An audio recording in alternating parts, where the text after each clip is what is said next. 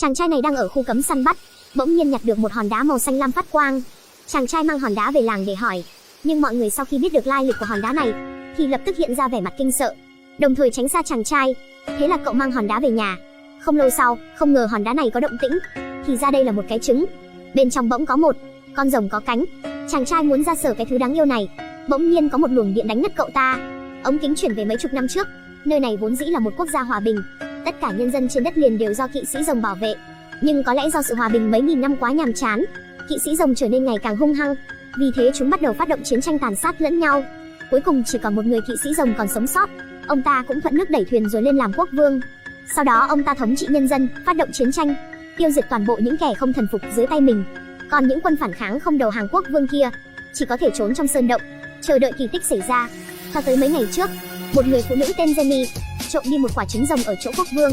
Quốc vương mau chóng ra lệnh cho vu sư đi tìm và đoạt lại trứng rồng, bởi ông ta không hy vọng bất kỳ những thứ uy hiếp tới địa vị của ông ta có thể tồn tại. Cuối cùng Jenny bị vu sư nhốt trong biển lửa. Lúc này Jenny không còn đường thoát, chỉ có thể rơi ra trứng rồng, dùng ma pháp di chuyển trứng rồng đến. Lúc này nam chính Eragon ở trước mặt. Cuối cùng Jenny bị vu sư bắt đi. Eragon nhặt được một cái trứng rồng ngoài ý muốn. Sau khi cậu tỉnh lại, phát hiện trên tay mình có thêm một ấn ký.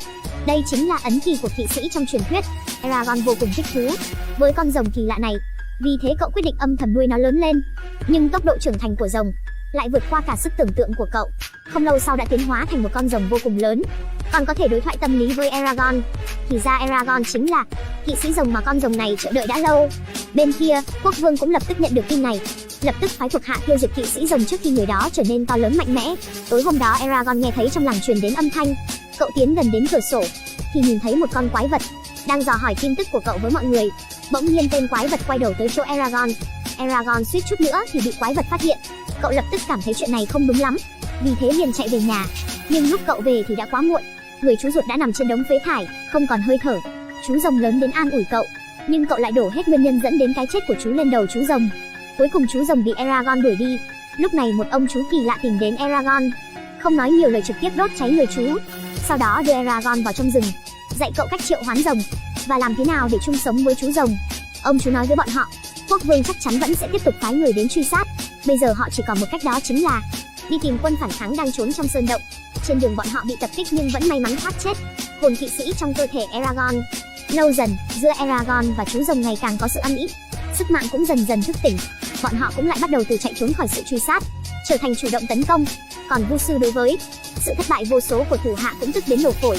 Vì thế hắn ta nghĩ ra một thủ đoạn tà ác, lợi dụng vu thuật khống chế Jenny, truyền lời cho Eragon đang trong mộng cảnh, thỉnh cầu Eragon mau chóng tới cứu mình. Eragon sau khi tỉnh lại thì vội vàng thu dọn đồ đạc, cưỡi rồng đi cứu Jenny. Tuy họ biết đây là một cái bẫy, nhưng vẫn không quan tâm nhiều rồi đến hang ổ của tên vu sư. Quả nhiên bọn họ vừa đến đã trúng mai phục của vu sư. Đúng vào lúc Eragon sắp gặp nguy hiểm, ông chú kia bỗng xông đến chặn cho cậu một mũi tên chí mạng. Eragon cũng dùng một mũi tên bắn trúng vu sư. Sau khi vu sư biến mất thì Jenny tỉnh lại. Mấy người cứu Jenny rồi cùng nhau chạy trốn ra ngoài. Nhưng vết thương của ông chú quá nặng, khiến cho Eragon vô cùng hối hận. Nhưng cậu vẫn không thể thay đổi được kết quả. Cuối cùng chú rồng hoàn thành di nguyện cuối cùng của ông, cho ông ngồi lên lưng rồng bay lên lần cuối cùng. Cuối cùng bọn họ cùng nhau an táng cho ông. Eragon cũng kế thừa ý chí của ông, tiếp tục xuất phát tập hợp lại với quân phản kháng, chắc chắn phải kết thúc sự thống trị tàn bạo của quốc vương. Trên đường đi, họ gặp được một người thần bí. Người thần bí đưa họ tìm đến doanh địa của quân phản kháng. Rồng xuất hiện lần nữa khiến quân phản kháng nhìn thấy hy vọng, vì thế bọn họ cùng nhau chuẩn bị đối phó với quốc vương.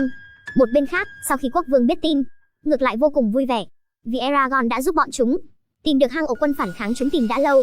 Đúng lúc chúng có thể triệu tập tất cả binh lực, trực tiếp một lưới bắt hết cả kỵ sĩ rồng cùng quân phản kháng.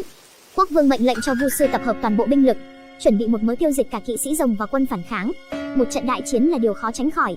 Buổi chiều trước đại chiến, quân phản kháng lấy chiến giáp kỵ sĩ cất giấu đã lâu ra, giao cho Eragon.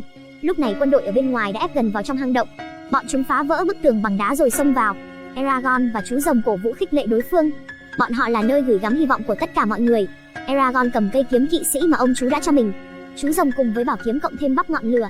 Vì hy vọng của cả thôn, họ ở trên chiến trường toàn lực dốc sức. Nhưng số người bên đối phương lại nhiều quá mức tưởng tượng của họ. Tiêu diệt được một đội quân thì lại đến vô số đội quân địch. Còn vu sư đang xem trận chiến ở một bên cũng tức giận, lập tức triệu hoán một con hắc long từ trong ngọn lửa, định tự mình tiêu diệt kỵ sĩ rồng. Eragon công kích vu sư nhưng lại bị ông ta dễ dàng hóa giải. Thứ sinh vật lai lịch bất minh này khiến Eragon bắt đầu lo lắng. Con hắc long giống như một cái bóng không cách nào tấn công, Lúc này cậu thử tấn công con hắc long từ phái trên cao, nhưng vẫn như cũ không đả thương được hắc long.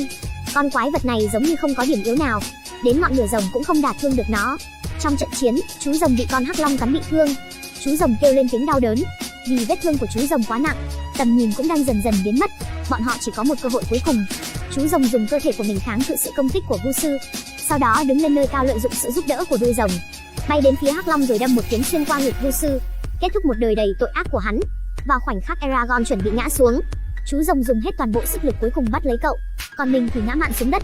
Lúc này vết thương của chú rồng đã quá nghiêm trọng, chỉ còn thoi thóp. Eragon dùng tính mạng của mình cứu sống chú rồng.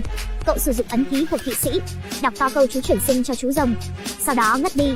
Nhưng đến ngày thứ hai Eragon vẫn sống và tỉnh lại. Điều đáng mừng là chú rồng như có kỳ tích đã sống lại. Từ đó Eragon trở thành một kỵ sĩ rồng chân chính. Nhưng sự thống trị của quốc vương vẫn chưa kết thúc. Hơn nữa quốc vương tàn bạo cũng từng là một kỵ sĩ rồng vô cùng hùng mạnh.